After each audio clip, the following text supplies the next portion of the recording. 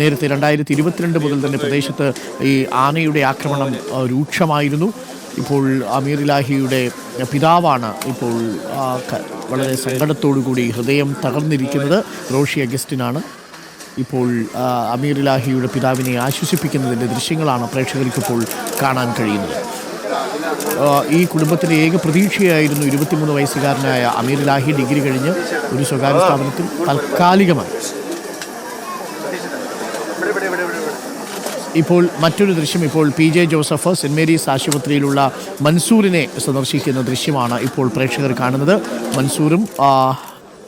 മൻസൂറിനോടൊപ്പം അമീർ ഇലാഹിയുമാണ് ഈ സംഭവ സ്ഥലത്തേക്ക് പോയത്, പശുവിനെ അഴിക്കാൻ പോയത്. പക്ഷേ അവിടെ എത്തുമ്പോൾ 2 കാട്ടാനകൾ ഒരുമിച്ച് ഇവരെ ആക്രമിക്കുകയായിരുന്നു. മൻസൂറിന് രക്ഷപ്പെടാൻ സാധിച്ചെങ്കിലും കാൽ ആന ചവിട്ടി ഒടിച്ചു. എന്നാൽ അമീർ ഇലാഹി ആന കൊന്നുകളയുകയായിരുന്നു. അമീർ ഇലാഹിയുടെ പിതാവിനും ഇപ്പോൾ ആശ്വസിപ്പിക്കുന്ന റോഷി അഗസ്റ്റിൻ്റെ ചിത്രവുമാണ് ഇപ്പോൾ പ്രേക്ഷകർ കണ്ടുകൊണ്ടിരിക്കുന്നത്. അമീർ ഇലാഹിയുടെ ഖബറടക്കം ഉടൻ നടക്കും. മന്ത്രി റോഷി അഗസ്റ്റിൻ ഇപ്പോൾ വീട്ടിലെത്തി ബന്ധുക്കളെ ആശ്വസിപ്പിക്കുന്ന ദൃശ്യങ്ങളാണ് പ്രേക്ഷകർ ഇപ്പോൾ കാണുന്നത്. വളരെ വൈകാരികമായ നിമിഷങ്ങളാണ്. ഈ പരിസരത്തേക്ക് മറ്റാരും എത്തുന്നില്ല എന്നുള്ളതും ശ്രദ്ധേയമാണ്. റോഷി അഗസ്റ്റിൻ അവിടെ എത്തിയിട്ടുണ്ട്. ഇന്നലെ CPIയുടെയും CPMൻ്റെയും ഒക്കെ ഭാഗത്തുനിന്ന് രൂക്ഷ വിമർശനമാണ് വനംവകുപ്പിന് നേരെ ഉയർന്നത്.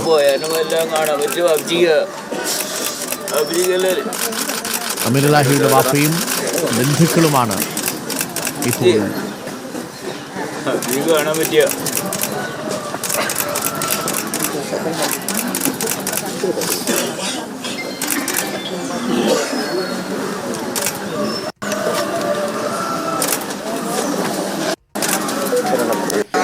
അമീർ ഇലാഹിയുടെ ബന്ധുക്കളാണ് ഹൃദയം തകർന്ന് കരയുന്നത്. ഇപ്പോൾ മന്ത്രി റോഷി അഗസ്റ്റിൻ അവരുടെ വീട്ടിലെത്തിയിട്ടുണ്ട്. അവരെ ആശ്വസിപ്പിക്കാൻ ശ്രമിക്കുകയാണ്. കുടുംബാംഗങ്ങളിൽ അമീർ ഇലാഹിയുടെ പിതാവിനെയാണ് റോഷി അഗസ്റ്റിൻ ഇപ്പോൾ നേരിട്ട് കണ്ടിരിക്കുന്നത്.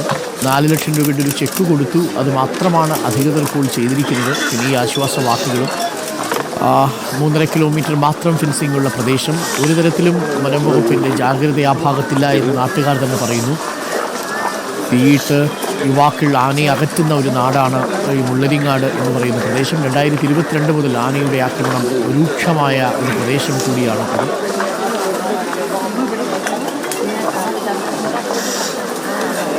മന്ത്രി റോഷി അഗസ്റ്റിൻ ഇപ്പോൾ ഈ അമീർ ഇലാഹിയുടെ വീട് സന്ദർശിച്ച് പോവുകയാണ്. ഖബറടക്ക ചടങ്ങുകൾ നടക്കുകയാണ്.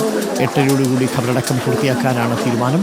അമീർ ഇലാഹിയുടെ വീടിന് തൊട്ടു ചേർന്നുള്ള തേക്കിൻ കൂപ്പിലാണ് പശുവിനെ കിട്ടിയിരുന്നത്. ആ പശുവിനെ അഴിക്കാൻ വേണ്ടി പോകുന്ന വഴിയിലാണ് 2 കാട്ടാനകൾ അമീർ ഇലാഹിയെയും സുഹൃത്ത് മൻസൂറിനെയും ആക്രമിക്കുന്നതും ആ ആക്രമണത്തിൽ അമീർ ഇലാഹിക്ക് ജീവൻ നഷ്ടപ്പെടുന്നതും മൻസൂറിന് സാരമായി പരിക്കേൽക്കുന്നതും. മൻസൂറിൻ്റെ കാലുകൾ ആന ചവിട്ടി ഒടിച്ചിരുന്നു. രക്ഷപ്പെടാൻ കഴിഞ്ഞത് ഭാഗ്യം കൊണ്ട് മാത്രമാണ്. പക്ഷേ അമീർ ഇലാഹിക്ക് രക്ഷപ്പെടാൻ സാധിച്ചിരുന്നില്ല. ആ തേക്കിൻ കൂപ്പാണ് ഇപ്പോൾ പ്രേക്ഷകർ കാണുന്നത്. അമീർ ഇലാഹിയെ ആന ചവിട്ടിക്കൊന്ന പ്രദേശമാണ്. മന്ത്രി സഞ്ചരിക്കുന്നത് ആ പ്രദേശത്തു കൂടിയാണ്.